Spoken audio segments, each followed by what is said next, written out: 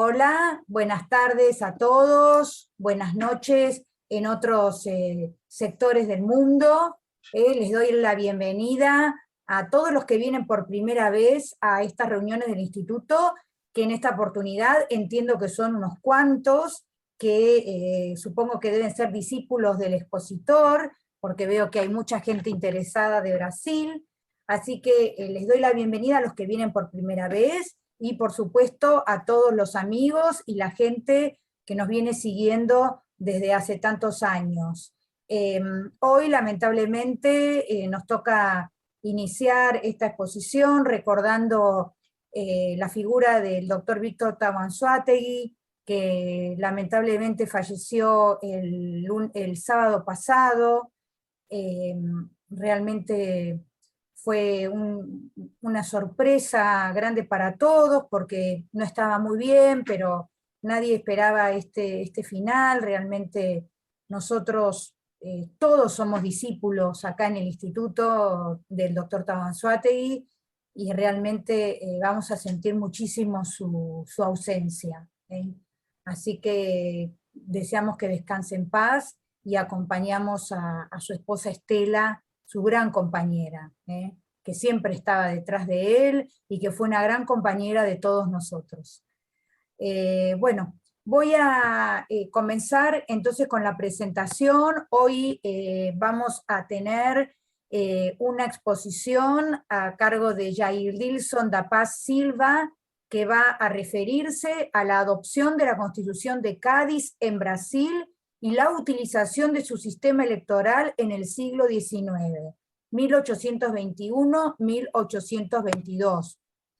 Voy a presentar a nuestro expositor de hoy, que tiene un larguísimo currículum, imposible de resumir, imposible de desarrollar en estos mezquinos minutos que nos da el Zoom gratuito. Por lo tanto, me voy a limitar a decir que es postdoctor en Historia Constitucional de la Universidad de Salamanca, que es doctor en Historia del Derecho Constitucional por la misma universidad, máster en Estudios Europeos por la Universidad de Milán y la de Messina, en Italia, máster en Estudios Jurídicos Avanzados y Protección del Medio Ambiente de la Universidad Internacional de Andalucía y de la Universidad de Huelva, licenciado en Historia por la Universidad Federal de Bahía, es bachareu en Direito por la Universidad Católica de Salvador, es profesor e investigador en la Universidad de Salamanca, es miembro del equipo editorial de varias publicaciones periódicas y escribió libros, capítulos de libros y artículos que giran alrededor de la historia constitucional durante el siglo XIX. Jair-Dilson, muchísimas gracias por estar acá en el Instituto, es un honor para nosotros. Te concedo el uso de la palabra, te pido que por favor te ajustes al tiempo estipulado, ya que queremos que exista luego un espacio de debate y de preguntas. Cuando se termine este Zoom, vamos a volver a ingresar con el mismo link. Así que, hecha esta breve presentación, apago mi micrófono, te escuchamos todos. Adelante. Vale, buenas tardes a todos. Quiero saludaros juntamente con daros la bienvenida, agradeceros aquí la asistencia en esta tarde otoñal para el sur y primaveral para el norte, que en la cristiandad urbi et orbe hoy se conmemora el Corpus Christi. Por tanto, no es un día laboral por varios países del mundo.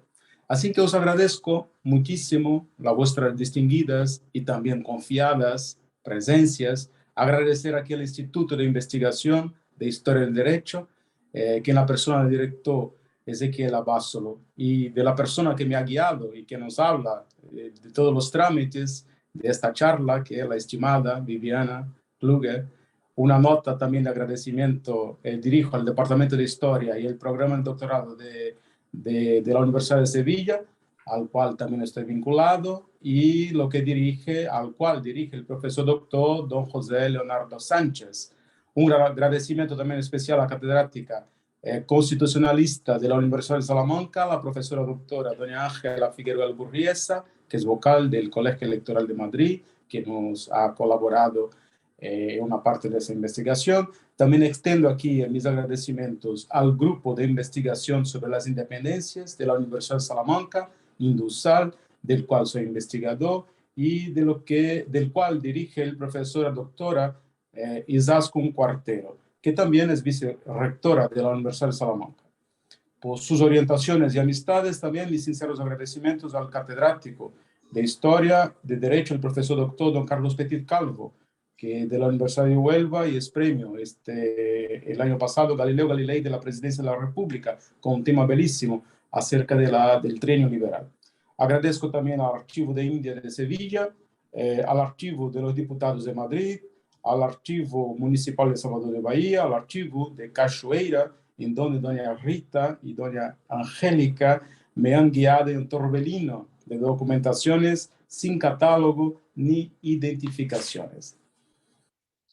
Y finalmente agradezco también al IODEB, en la persona del amigo y director de este instituto, que es el profesor doctor don Odilon Boys, por sus apoyos, además de distinguidas miembros de ese instituto. También agradezco al cónsul general de España, Salvador de Bahía, don Carlos Pérez de Soyfagues, al concejal Teocena, al diputado Antonio Carlos, al concejal y teniente de alcalde Fabio Dial, a Daniel Gallego, que es el director del Instituto Cervantes de Salvador de Bahía, por sus apoyos y amistades. Y el tema propuesto está aquí a la estela de las conmemoraciones del bicentenario de la independencia de Brasil, que este año se conmemora sus 200 años, y también los 200 años de la adopción de la Constitución de Cádiz en Brasil. Infelizmente, aquí el tema es bastante desconocido y olvidado en Brasil por su historiografía, pero ahora empezamos a recobrarlo, ¿no? a traerlo, a darle luz a este tema. Con lo que, bueno, pasaremos al tema. Las palabras iniciales fueron necesarias porque esas personas, de cierta forma, colaboraron muchísimo con estas investigaciones y necesitan ser nombradas. Bueno, pasaremos al tema de hoy, que es la adopción de Cádiz, la Constitución de Cádiz en Brasil y la utilización de su sistema electoral en el 19, como habló al inicio Viviana Krugel, de 1821 a 1822. A la estela del movimiento liberal en España y repristinación de la Carta Gaditana de 1812, la Revolución de Oporto, que se pasó en 1820, y los movimientos liberales en Brasil adoptan al referido texto constitucional e implanta efectivamente un nuevo orden liberal en el Imperio Luso. El capítulo de la referida Constitución, del que trata del modo de formar cortes y, por ende, el establecimiento del proceso electoral conformado anteriormente por el decreto de 1810, el Real Decreto, será utilizado en Portugal y también en Brasil, así como en España, durante el trienio liberal. En las bases de ese sistema electoral, siguieron siendo utilizadas, como hablamos al inicio, ahí en el tema, o sugerimos al inicio en el tema, siguieron siendo utilizadas en Brasil a lo largo del siglo XIX con algunas modificaciones, pero al principio del siglo XIX se utilizó tal cual. Es que se quedó conocido ahí por el trienio liberal de España de 1820 y 23, ¿no? Cuando un levante impone al rey Fernando VII, muy conocido de todos, un gobierno liberal y la repristinación de la Constitución de Cádiz. Estos acontecimientos abocaron a muchos países europeos y americanos a una espiral revolucionaria. Los vientos liberales del periodo hicieron entonces tremolar la bandera de todas las revoluciones de entonces, la Constitución de Cádiz, la Constitución de 1812, como se puede constatar en un manifiesto de la Junta Provisional intitulada Portugal Regenerado de 1820, publicada em Lisboa, em donde las reflexões sobre as presentes cortes extraordinárias, e no párrafo 1 e a linha 2, se habla de la famosa Constituição de 1812, esse objeto de elogios dos povos ilustrados da Europa, Constituição de 1812, né? Esse futuro foco das luzes e germes da felicidade das quatro partes da Terra, 1820, e nestas reflexões, página 75. A Revolução de Oporto de 1820 foi um movimento de ideias de cunho liberal que entusiasmou a muitos adeptos a lo largo e ancho do Império Luso. Inspirada diretamente na Revolução Liberal de Espanha, a consequência das invasões napoleônicas que esparció os ideais da Revolução Francesa, pero sin os radicalismos que esta produjo en solo francés. Los hechos ahí no hicieron esperar, y la noticia de la eclosión de la Revolución Constitucionalista de Oporto fue recibida en las diferentes provincias brasileñas a partir del año de 1820. Y a lo largo de la década, con agitación y provocando fuertes conmociones, tanto porque ha salido victorioso el movimiento liberal con la posibilidad concreta del regreso del rey Don Juan VI a Portugal, establecido en Río de Janeiro en aquel momento y de donde gobernaba todo el imperio, así se lo exigían los revolucionarios. Como también por esta acorde de los movimientos liberales de la Revolución Pernambucana de 1817, hacía poco sofocada ahí en Brasil, en el norte de Brasil, ¿no?, por tropas imperiales. Oficialmente, los hechos en Portugal se hacen conocidos a través de la noticia publicada en una edición extraordinaria de la Gaceta de Río de Janeiro en noviembre de 1820. Había en aquel momento gran tensión y conflicto ahí en Portugal, y las primeras provincias que van a adherir al nuevo movimiento fue la de Gran Pará, donde está la región de Amazonía, que instaló de pronto una junta gubernativa a primeros de enero de 1821 y a la primera hora también había proclamado y jurado la futura Constitución portuguesa. Y del 10 de febrero siguiente fue la vez de Bahía, también conmocionada por populares y por las tropas que han formado una junta provisional que, reuniéndose en el consistorio, pasó a titularse de Junta Provisional Gobernativa de la provincia de Bahía.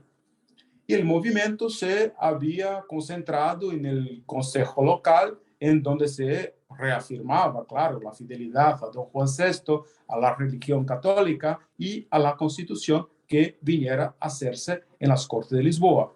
Y interinamente ahí se juraba la Constitución española, la Constitución de Cádiz de 1812, del mismo modo que fuera adoptada en Portugal.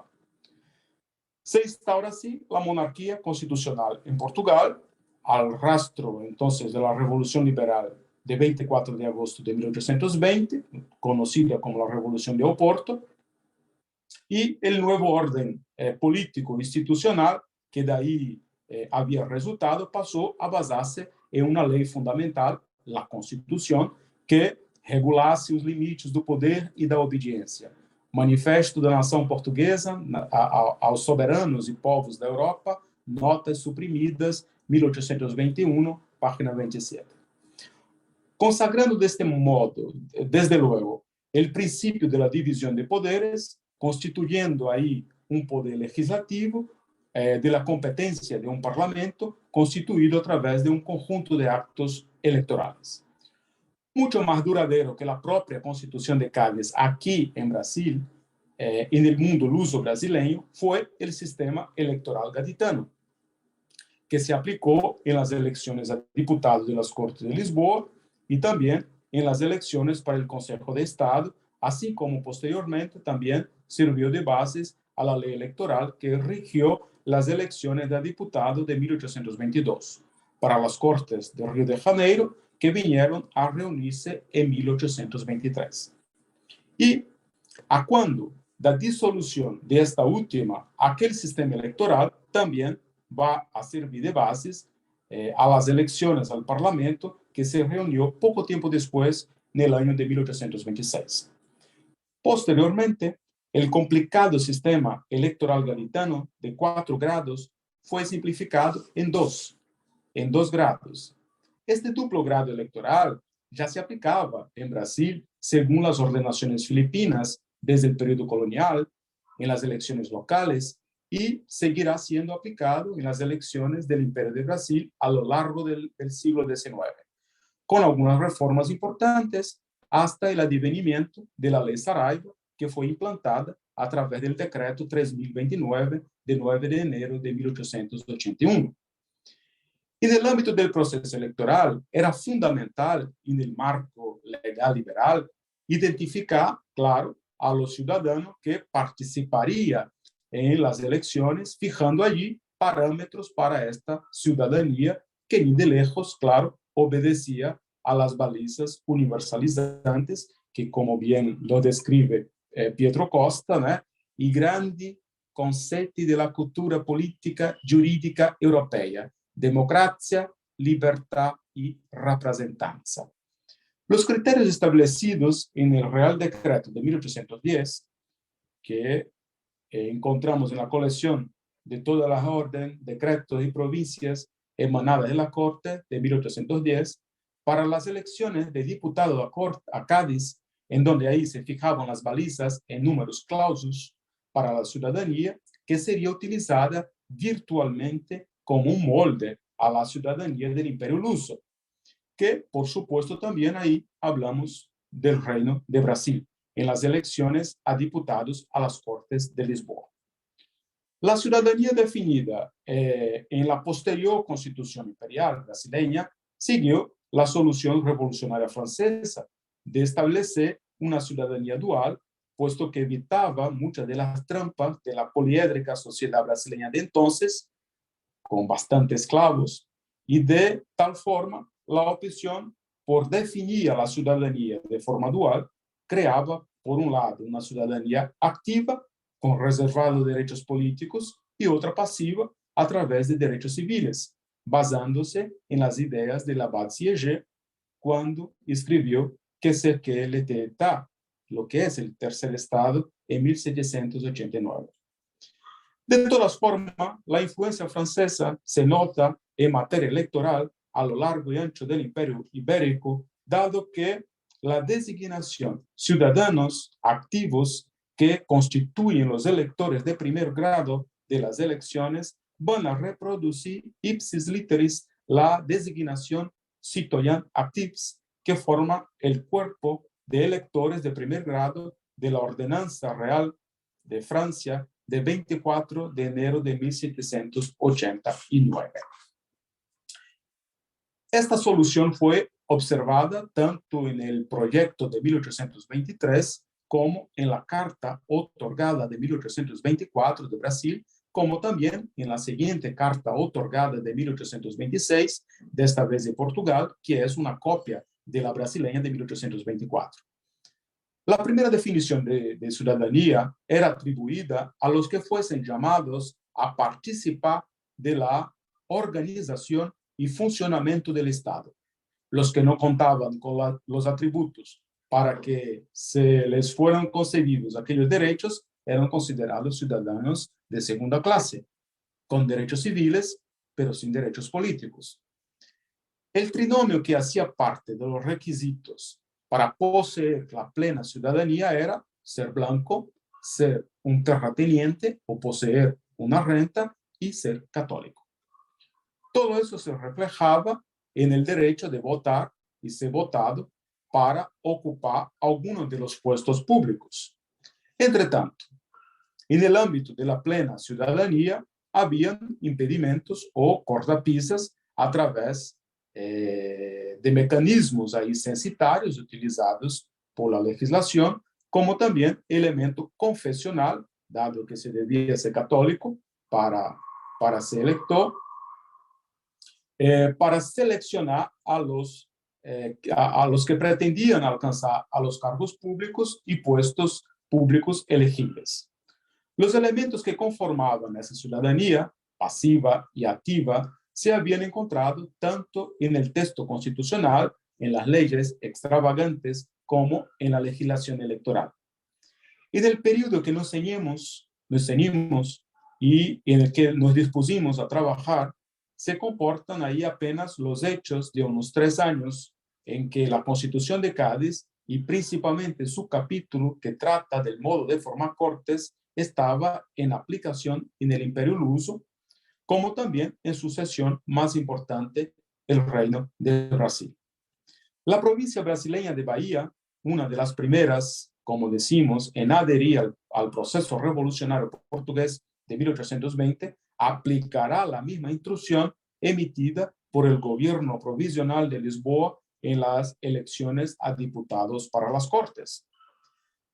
Y la Revolución de Oporto estuvo en los orígenes del Parlamento portugués, reunidos en Cortes Generales y Extraordinarias de la Nación del Reino Unido, de Portugal, Brasil y Algarves, que, diversamente de otros reinos en el trienio liberal, que han adoptado la Constitución de Cádiz literalmente, como fue el caso del Reino de Nápoles, el Reino de Turín, el Reino de Piemonte con sede en Turín, y han decidido ahí en Portugal elaborar una constitución propia, una constitución que siguiera las bases de la Constitución española de 1812. Primero se jura la Constitución gaditana y luego después la corriente revolucionaria que propugnaba por una convocatoria de cortes se impone y efectivamente se puede constatar en la proclama publicada en la ciudad de Oporto de 24 de agosto de 1820. Criemos um governo provisório, em quem confiemos. Ele chame as cortes, que sejam o órgão da nação, e eles preparem uma Constituição que assegurem os nossos direitos. Efectivamente, las elecciones empiezan a ser preparadas en octubre de 1820 y se fija fecha, local y fecha, para la reunión de las Cortes en Lisboa a 6 de febrero de 1821. Essas noticias llegan a Bahía y a 10 de febrero de 1821, un aviso de consejo, auto de variación, es emitido por el consistorio de Salvador de Bahía, capital de la provincia, con sus concejales reunidos con los revoltosos para este fin, y en donde se adopta los parámetros de la Revolución Liberal de Oporto y por ende la Constitución de Cádiz, que estará vigente por 3 meses y se utilizará su capítulo referente a las elecciones traducida a modo de instrucción para las elecciones que se llevaron a cabo en 1820 en el Reino de Portugal y en 1821 y 22 en el Reino de Brasil. También esta legislación electoral gaditana fue utilizada de modo abreviado para la elección de los miembros del Consejo de Estado, convocado en este momento por el Real Decreto de 16 de enero de 1822 por el príncipe regente de entonces, don Pedro, que vino a reunirse el 2 de junio del mismo año. En Río de Janeiro y demás partes de Brasil, la Constitución de 1812 fue jurada por don Juan VI en abril de 1821, estuvo en vigencia por todo el Brasil por apenas un día incompleto, pero será nuevamente jurada como base de la Constitución que vendría a hacerse en las Cortes poco tiempo después en Lisboa. Sin embargo, como vemos diciendo, se quedó en uso apenas para las siguientes elecciones el capítulo que trata del modo de formar cortes y no se aplicó completamente la Constitución. El proceso electoral que había dado cuerpo a las primeras cortes, y aquí no nos vamos a detener para no se quedar muy farragoso hablar de todo el proceso electoral gaditano, muy complejo de 4 grados, y describirlo también todas sus fórmulas. Pasando tampoco aquí en Brasil, cuando se ponen 2 grados, apenas trataremos del contexto histórico en que se adoptó esta Constitución y ese sistema legal electoral. Se había realizado entonces este proceso electoral en diciembre de 1820 y ha dado origen a las Cortes Generales Extraordinaria y Constituyente, cuya tarea primordial era redactar y hacer aprobar la primera Constitución portuguesa. Pero no era su única incumbencia. Las Cortes Generales Extraordinarias y Constituyentes nombraron a un nuevo gobierno que pasó a ser nombrado de regencia, que sustituyó a la Junta Provisional del Gobierno del Reino que comandaba el país desde la Revolución de Oporto. El decreto de las Cortes de 30 de enero de 1821 crea dicha regencia con 5 miembros, con la presidencia escogida entre los miembros a través de los criterios de ley que se editaría más tarde, o bien a través de las costumbres del reino. Además, sería compuesto de 5 secretarios encargados de los diversos negocios del reino. La presidencia del Consejo de Regencia recayó en el conde de Sampaio, que se ha quedado en funciones hasta 4 de julio del mismo año. Al regreso del rey a Portugal, este cesa a los miembros de sus funciones y disuelve la regencia del gobierno del reino que gobernaba su nombre. Además, las Cortes van a legislar sobre los más diversos asuntos, como la abolición del Tribunal de Santo Oficio, la censura previa, la ley de Morgadillo y, a remolque, también van a decretar la libertad de imprenta. Las Cortes, ya reunidas, van a elaborar un reglamento que iba a coordinar la Junta Preparatoria en 1820, tanto no ha pasado de un proyecto de regimento das Cortes Portuguesas, 1820, tal como se ve en el preámbulo del reglamento de las Cortes que aparece ahí en 1837.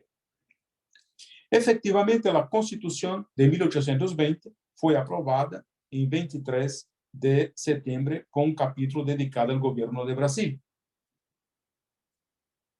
Seguimos.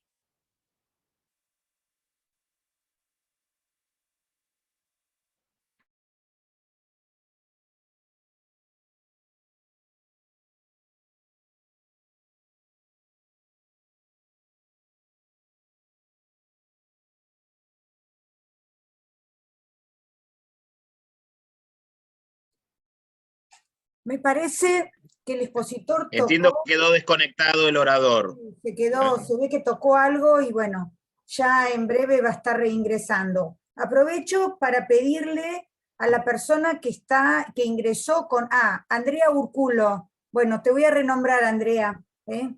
Gracias. Ya estamos de regreso. Bueno, me alegro. Adelante. Escúchame, Jair Dilson. Faltan 8 minutos. Así que trata de ir cerrando porque si no te va a quedar la exposición cortada. Vale, solo tengo 2 minutos para acabarlo. Entonces, efectivamente, la Constitución de 1822 fue aprobada el 23 de septiembre con un capítulo ahí dedicado al gobierno de Brasil, pero este ya se había declarado su independencia y no llegó nunca a aplicarlo este capítulo que se aprobó ahí en Portugal. Entre tanto, este aprendizaje de convocatoria y reunión de Cortes, además del proceso electoral, va a servir a Brasil, que se lo aplicará en su propia convocatoria de Cortes y elecciones de diputados. Efectivamente, dichas Cortes van a reunirse ahí en 1823 en Río de Janeiro. El proceso de adopción de la Constitución de Cádiz será distinto en las diferentes zonas del Reino de Brasil. El grupo de provincias del norte, que Salvador de Bahía, Pará están incluidas, adhieren a Lisboa de pronto. Pará, Bahía, Alagoas, Pernambuco. Las del sur, que estaban ligadas a Río de Janeiro, como São Paulo, Minas Gerais, iban a seguir la marcha de los acontecimientos marcados por la regencia del príncipe Dom Pedro, que en la edición de 34 de la Gaceta de Río de Janeiro, que salió el 28 de abril de 1821, a la vez que anunciaba la salida del rey a Lisboa, también publicaba un artículo del príncipe titulado Habitantes de Brasil, que va a marcar sus líneas generales del próximo gobierno y la proclamación enseguida de la independencia. Por aquí me corto y podemos aclarar las siguientes cosas, bueno, cuando las preguntas se hagan. Muchas gracias. Bueno, muchísimas gracias. Quedan nada más que 6 minutos. Así que en todo caso abrimos el espacio para que quede la pregunta y volvemos a ingresar con el mismo link. No sé si alguien ya quiere formular algún comentario o alguna pregunta.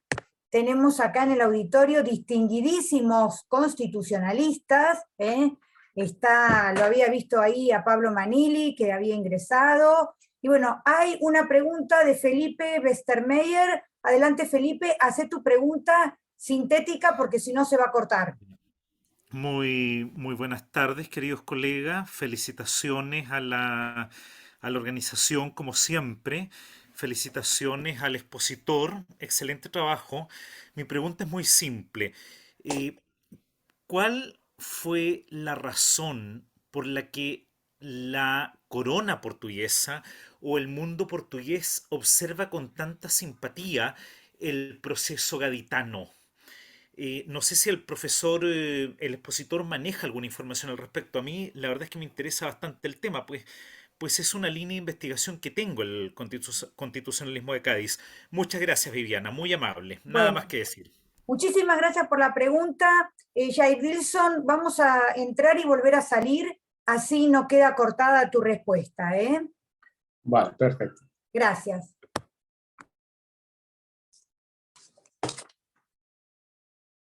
Bueno, continuamos con la segunda parte de esta exposición.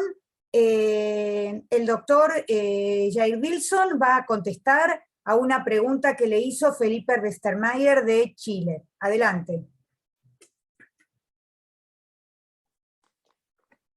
Ya, Felipe, el interés por la Constitución de Cádiz no solo es portuguesa.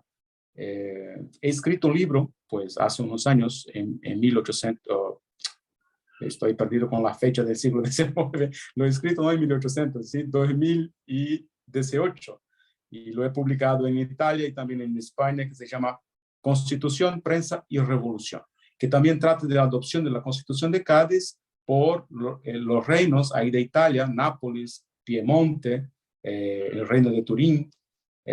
También hablo alguna cosa, pues la adopción muy efímera y en Francia hay por una cuartelada, por así decirlo, en la Place La Rochelle, que eran modelos constitucionales conflictantes, también la Charte Toyer ahí de 14 de Francia, también en Grecia, en Rusia, pues llega a tanto Cádiz.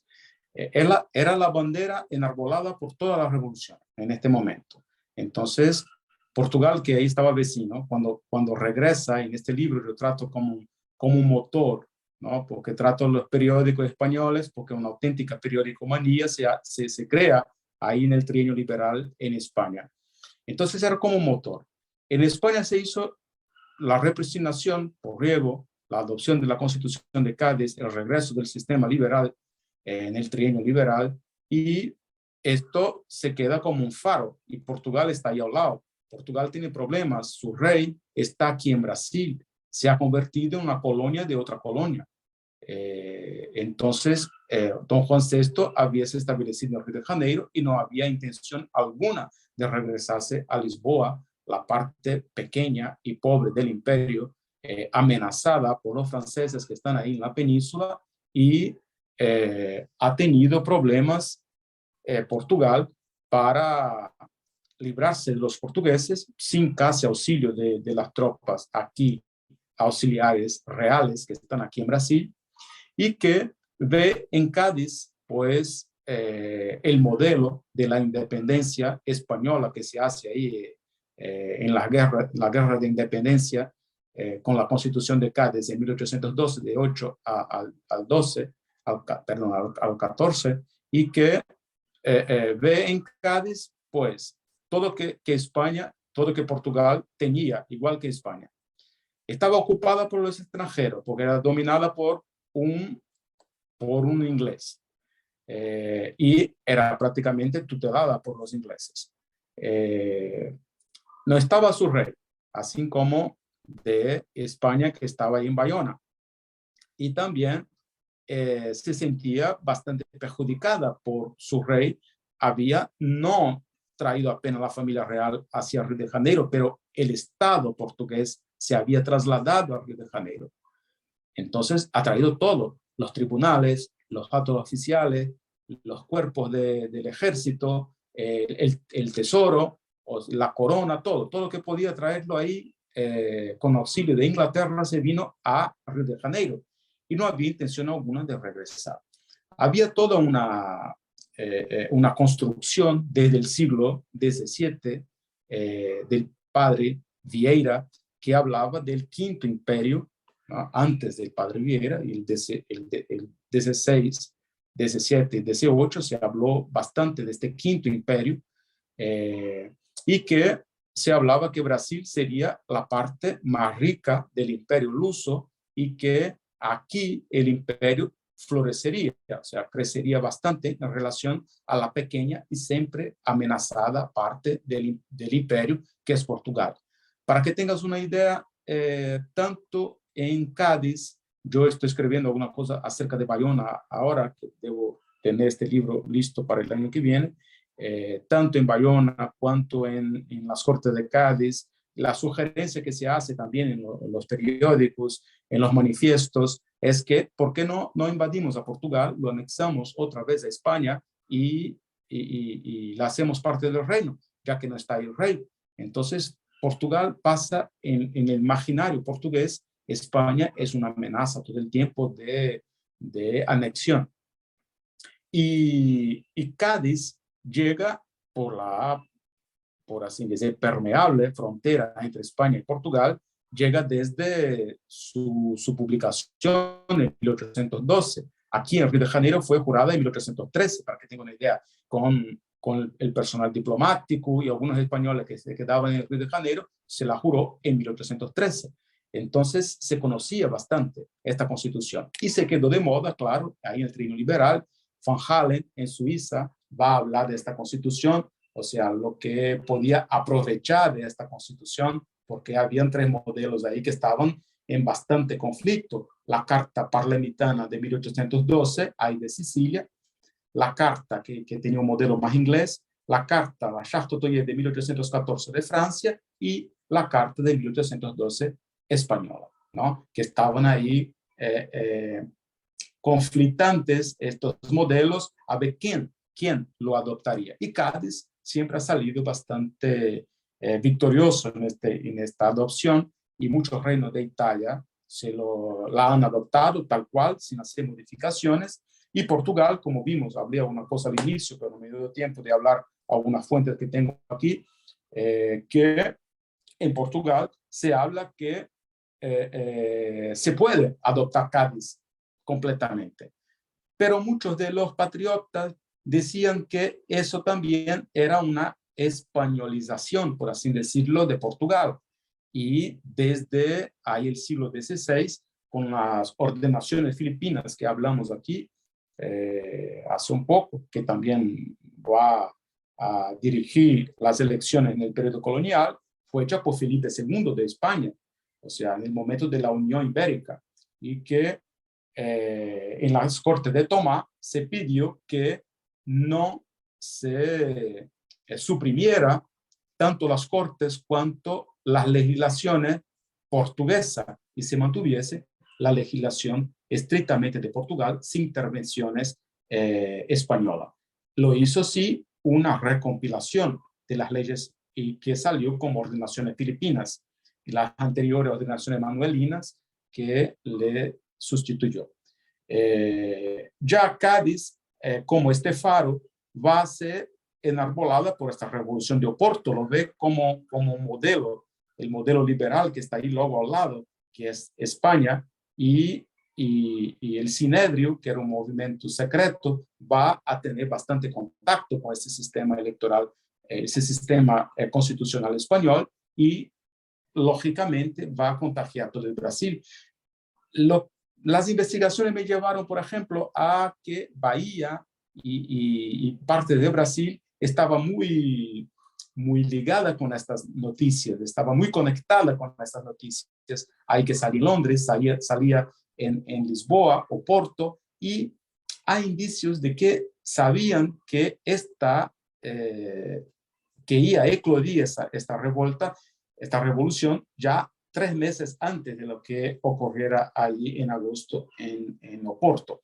Entonces, Brasil estaba bastante al tanto del proceso ahí liberal del momento. Bueno, espero que tenga contestado. Muchas gracias. Acá tenemos al doctor Pablo Manili, que es un gran constitucionalista argentino, que escuchó tu exposición y lamentablemente no tiene audio, y pasó por el chat un comentario que dice, la Constitución de Cádiz sirvió como fuente de nuestra Constitución de 1853 y de varios proyectos anteriores a ellas, especialmente el proyecto de la Comisión Oficial presentado a la Asamblea del año 13. La mayor influencia de esta Constitución fue, primero, la institución ministerial, que fue volcada primero en las constituciones de 1819 y 1826, el juramento de los jueces, esa es la segunda.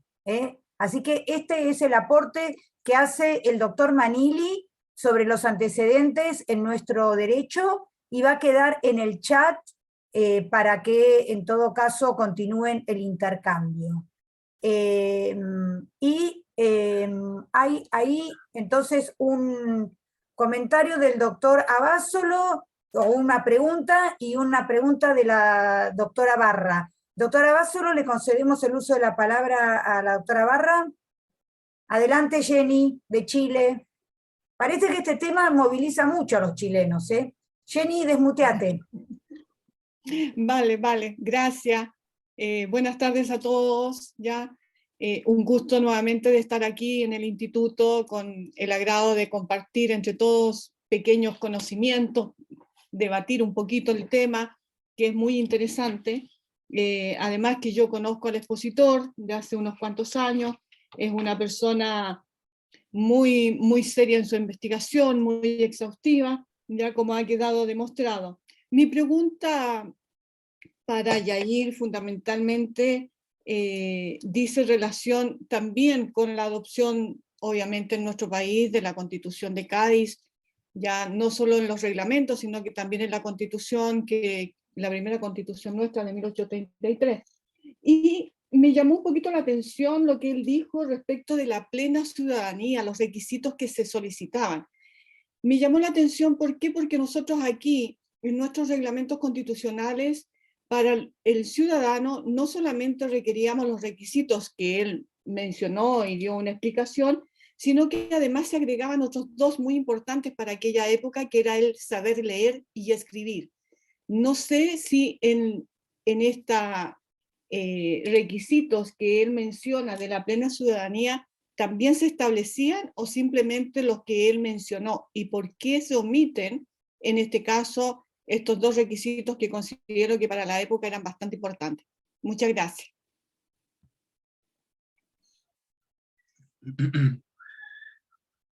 Ya, Jenny querida, empezaré por contestarte la pregunta, y luego voy a doctor Abasolo y a Pablo Manili. Estos requisitos ahí son, los 3 que he presentado son generales, porque claro, vienen los reglamentos con muchos, tienen 25 años, no sé cómo se dice, cabeza de familia y otros tantos requisitos. Este específicamente que me dices, que es muy interesante, de la cuestión de la educación, de no ser analfabeto. La Constitución portuguesa, sí, de 1822, trae este requisito y dice que podrán votar hasta tal fecha los analfabetos. Y de ahí en adelante no podrán más votar, y el Estado providenciará su alfabetización. Claro, ya en Brasil, que distintamente del proceso colonial español, que también bastante complejo, ha permitido la creación de algunas universidades, algunos colegios mayores. Aquí en Brasil no han permitido esta creación de colegios mayores o universidades, y por lo tanto se quedaba peor la cuestión de la alfabetización, y este tema no pasa en nuestros ordenamientos o instrucciones electorales, tampoco entra en la Constitución de 1824, tampoco en el proyecto de 1823, que está mucho más acorde a Cádiz. El proyecto de 1823 está muy cercano, su estructura y tal, aunque claro, la de 22 portuguesa, 23 proyecto de Brasil, 24 la Constitución otorgada, trae en su portada la definición del ciudadano. Yo antes de este periodo, o sea, que me ha llamado la atención, fue prácticamente que con los reglamentos e instrucciones electorales españolas se han aplicado completamente aquí en Brasil, y con grandes problemas, porque no teníamos las clasificaciones que tenía el Imperio Español, o sea, el vecindario, todas las clasificaciones de personas, las colores, la estigmatización que hacía con las personas negras, o sea, que no se podía hacerlo aquí en Brasil, un estado bastante, una sociedad bastante mezclada, porque muchos de los mulatos estaban en la administración, muchos también que no tenían la plena alfabetización también estaban. A mí también me llama mucho la atención, porque tengo visto algunas actas electorales, ya desde 2019 vengo leyendo esas actas electorales aquí en Bahía, en un pueblo de Bahía, Cachoeira, cerca de aquí de Salvador de Bahía, y que claro, son muy mal redactadas las actas ahí, porque claro, era la persona, el escribano era la persona que mejor sabía escribir en este momento, y lo ponían ahí. Entonces teníamos problemas. Un poco antes, mayor problema también fue la expulsión de los jesuitas aquí, que el valido del rey en este momento, que era el marqués de Pombal, expulsó a los jesuitas que habían dominado aquí en Brasil la cuestión de la educación. Y entonces ahí en el siglo XVIII, con esta expulsión, se quedó un vacío en Brasil. Y el Estado portugués no había rellenado este vacío. Entonces quedó bastante problema. Entonces, exigir esto en un texto constitucional aquí conllevaba muchos problemas, pero sí lo ha previsto a copia de Cádiz la Carta de 1822 de Portugal. De Brasil no, pero como dice, llama la atención que esta instrucción ahí, el capítulo del modo de formar cortes tal cual se lo ha aplicado a Brasil en las primeras elecciones, y nada más hicieron que traducir el portugués y decía algunos capítulos, algunos artículos, este no se aplica ahora, este otro no se aplica, este otro se aplicará de aquí a unos años. Entonces teníamos un problema. ¿Cómo definir la ciudadanía? Claro, la ciudadanía será definida a partir de la Carta de 1824, pero antes, como hablamos ahí, 20, 21, 22, no había esa definición de ciudadano, y la utilizábamos la definición que traía las instrucciones de Cádiz, completamente ahí. Bueno, muchas gracias, Jair Dilson. Antes de que le respondas al doctor Manili, el doctor Abasolo había levantado la mano, y a lo mejor podés complementar la respuesta con lo que te comente ahora el doctor Abasolo. Adelante. Viviana, ¿me podrás compartir para que presente algo en la pantalla brevemente? Después Sí, te vuelvo a dar la... Bueno, más allá de felicitarlo al orador, mientras y de agradecerle su presencia, este es un tema muy interesante. Lamento que hoy justo no haya podido estar presente nuestro querido Eduardo Martiré, que este es uno de los temas que cultiva con especial interés, y también esto de la Carta de Bayona. Ya podés compartir pantalla, ¿eh? Sí, no, y por otra parte, quería, ahora en esto de compartir pantalla, por un lado confirmar esto que muy bien expuso Jair Dilson, sobre la familiaridad de la referencia a lo español y al producto de las Cortes. Este es un fragmento de la Asamblea Constituyente, la que fracasa, la Asamblea de 1823, que disuelve el emperador, pero esta idea del ejemplo de Nápoles, de España, es algo que se reitera. Y también, por las dudas, abusando de la amabilidad de la organizadora, quería compartir por acá, a ver si lo llego a encontrar, si no, este tema también, que además de la profunda erudición del orador y de su investigación, hay un libro muy interesante de colega gaullo, Wagner Feloniuk, sobre un discípulo de Alfredo Flores, sobre la Constitución Española de 1812 en Brasil, que, bueno, quería después compartir la pantalla con la tapa, pero ahora en concreto, y reiterando el agradecimiento, hay una pregunta que me daba vueltas por ahí, dos, y que ahora el orador empezaba a trabajar. Él agradeció mucho, y se nota que lo ha trabajado mucho, pero no lo ha podido desarrollar, el tema del material de archivo, el contacto que ha tenido en forma directa con esa información en apariencia menuda, pero tan interesante como esto de los escribanos a los que hacía referencia recién. Yo le pediría si puede ampliar un poquito más de esto, porque quizás ahí está la cereza del postre. Así que eso por un lado. Segunda cosa, y que algo también aludió incidentalmente, y a eso iba mi pregunta o mi consulta, que la Constitución de Cádiz y su régimen electoral tienen importancia, y lo ha marcado muy bien, de una manera muy categórica. Ahora, la pregunta es si hubo alguna retroalimentación, si los brasileños siguieron atentos a la evolución del régimen electoral y de las experiencias electorales españolas, o se quedaron con la foto de 1812, como una especie de imagen congelada a la que volvían una y otra vez sin tener en cuenta la transformación eventualmente posterior que hayan tenido.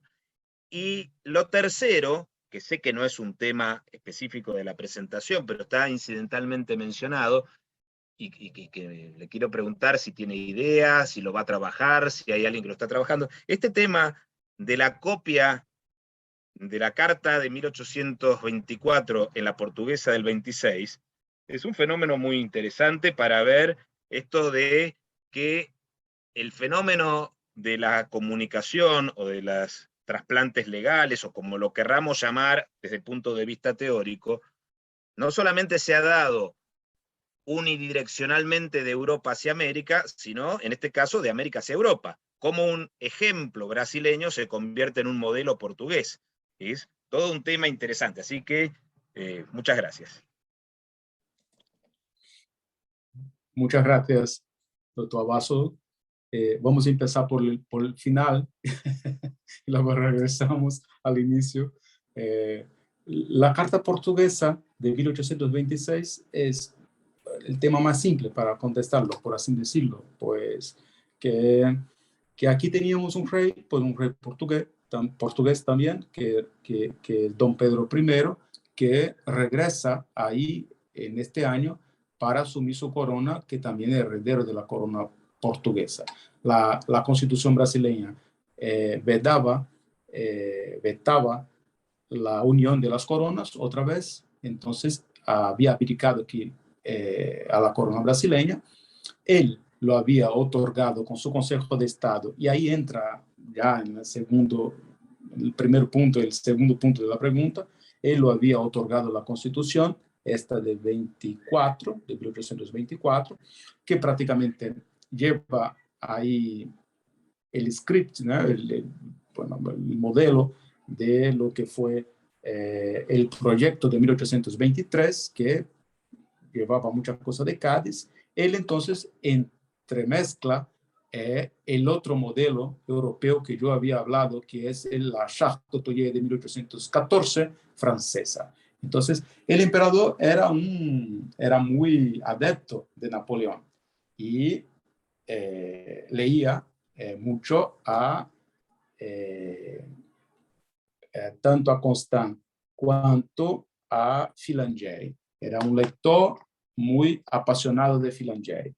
Y entonces va a tomar parte, o sea, le interesaba tener un parlamento que fuera bicameral, que en Cádiz no existía, y sí, la Charta Otoye de 1814 sí, la creación del Consejo de Estado, una creación bastante napoleónica que lo va a reproducir aquí, también en Brasil, y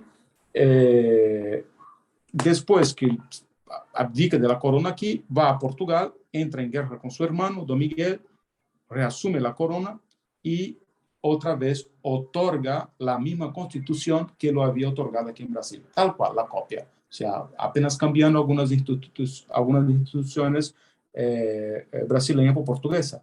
Y enseguida él abdica de la corona a su hija, Dona María I. Dona María II, perdón. Dona María II. Que, por curiosidad, porque yo desde todos estos años, 20 años persiguiendo estas figuras, yo he llegado ahí en Oporto para visitar el corazón del rey, que está ahí tal cual, o sea, lo quitaron el corazón en Oporto y se puede visitar en la iglesia del Bonfim. Se puede ahí, a cada año se abre un recipiente de plata y que está el corazón del rey, porque le llaman de la ciudad fiel, la ciudad que se ha mantenido fiel a él. Esto por una parte. La otra parte que me preguntaba acerca de la foto, ¿no? que se hizo del sistema electoral. Lo que Brasil hace en este momento es adoptar efectivamente el capítulo total de la Constitución de Cádiz del modo de formar corte, tal cual. Lo traduce y lo aplica. Pero luego, en 1823, se aplica por última vez y, como he hablado aquí, al final más o menos de mi exposición, que para la elección del Consejo de Estado se hace algunas modificaciones y se regresa a aquel modelo de las ordenaciones filipinas y los 4 grados electorales de Cádiz se resumen a 2. Luego, enseguida, vienen las modificaciones, las instrucciones para las elecciones para el Parlamento de 1826. Y luego el Senado de 1828 y las grandes reformas que van a pasar en la década de 40, 50, 60. O sea, ahí se pasa mucha reforma, pero en este momento también está, como había dicho, el modelo francés de la Charte Otoye. Entonces ahí entremezcla, o sea, y ya no se vuelve a pensar en la evolución que se hace en España. Tanto es así que nuestra historiografía mantiene un recorte, o sea, que además de Wagner Feloniuk, que yo lo conozco personalmente, yo conozco a él, un gran amigo, y que ha escrito esto, que yo tomé conocimiento de este su libro por acaso, ahí en 2015, cuando yo estuve en un congreso ahí en Curitiba, y lo encontré en este congreso y hablamos acerca de este tema. Él dice, tengo un libro escrito acerca de esto y tal. Pero lo de Wagner, que lo hace su libro desde aquí, o sea, con las fuentes y la visión, yo por mi periodo de Europa, yo hice un percurso invertido, o sea, que he venido de las fuentes europeas a llegar hasta aquí en Brasil y descubrir esas interconexiones. También está él en otra parte de Brasil que, como había dicho al inicio, también tiene un proceso de adopción, o sea, son las élites del sur que van a comandar, van a vencer la guerra, por así decirlo, y va a comandar Brasil, Río de Janeiro, São Paulo. Los diputados paulistas se van a las Cortes de Lisboa con el script completamente escrito y diciendo, queremos esto, queremos aquello, queremos otro, y tal cual, si no, no nos vamos con ustedes. Entonces, es una forma de presión y, claro, sabían que ahí ya no debían seguir con Portugal. Ya Bahía, que la independencia se hace un poco más tarde que Brasil, 1822. Aquí las tropas solo abandonan Bahía en 1823 y el norte más aún, entonces más tarde, que tiene una guerra de independencia, nos quedamos más cercanos de este proceso, ¿no? de adopción de la Constitución de Cádiz. Se pasó más tiempo, aplicación de la legislación antes que el sur, y el sur entonces empiezan a rodar un otro tipo de legislación con capitaneado por el príncipe, que estaba muy antenado a otras cuestiones francesas. Además, su imperatriz era una archiduquesa ahí del imperio y cuñada de Napoleón, ¿no? Entonces, había muchas cartas que tuve oportunidad de leerlas y que no viene al caso aquí a hablarlas. Y bueno, la otra parte es de las fuentes, ¿no? Que me preguntaba. Sí, vale. Las fuentes. Estas, infelizmente, yo hice Perdón, Jair Wilson, quedan 8 minutos, así que te pido por favor que concentres tu respuesta sintética, así Ezequiel Abasolo puede cerrar esta charla. Yo me despido, te felicito, te agradezco muchísimo, muchísimo, me encantó, y les agradezco a todos por la presencia. Muchas gracias, Viviana. Hasta luego. Adelante, adelante, sí, contestá lo que pensaba. Vale. En un minuto le acabo de contestar. Las fuentes, pues, las he buscado ahí desde hace mucho, porque como ahí en la presentación de Viviana estaba yo desde Italia. He buscado unas fuentes para escribir aquel libro de 2018, el libro que he escrito también en 2016 acerca del proceso confesional de la ciudadanía aquí en Brasil. Y entonces ahora, en este momento, yo vine aquí a Brasil, estoy para hacerla, estas investigaciones en los archivos municipales de aquí. Y he encontrado muchas de las actas electorales y en este momento estoy trabajando con ellas. El auto de variación y también algunos bandos emitidos por las cámaras municipales que tuve ocasión, porque era específico de hablar de Salvador de Bahía, en el mes pasado que hice aquí una conferencia en el ayuntamiento. Y entonces ahora estoy teniendo más contacto con estas fuentes directamente relacionadas a este proceso, que ya saldrá un capítulo del libro. Estoy en las correcciones, que está ahí también involucrada la Universidad Nacional de Argentina. En este capítulo creo que en este tema saldrá estas fuentes y las cosas más volumosas que tengo acerca de esto, y que en el futuro podemos hablarlo mejor. Hoy con poco tiempo no más nos da que presentar el tema. Entonces, espero que tenga contestado. Gracias. Bueno, muy bien. No sé, muy agradecido en lo personal.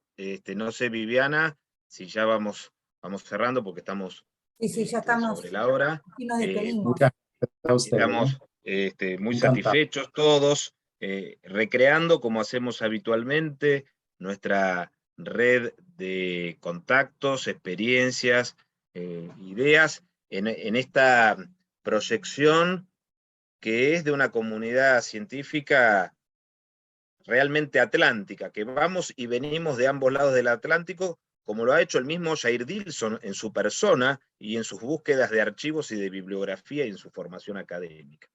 Así que creo que nos vamos muy satisfechos, todos, porque ha sido no solamente una exposición muy erudita y muy completa, sino que ha despertado mucho interés y que creo que además constituye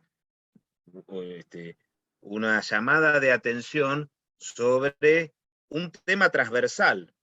Jair Dilson ha venido a llamar la atención y ha cubierto un asunto para nada sencillo, que da lugar a seguir trabajando desde nuestras distintas experiencias y desde nuestro distinto conocimiento, no solamente interdisciplinar de historia del derecho, derecho constitucional, sino también historiográfico regional. Así que mis felicitaciones para el orador, un saludo para todos, y nos estamos viendo en las próximas actividades del Instituto. Muchas gracias. Muchas gracias. Hasta la próxima.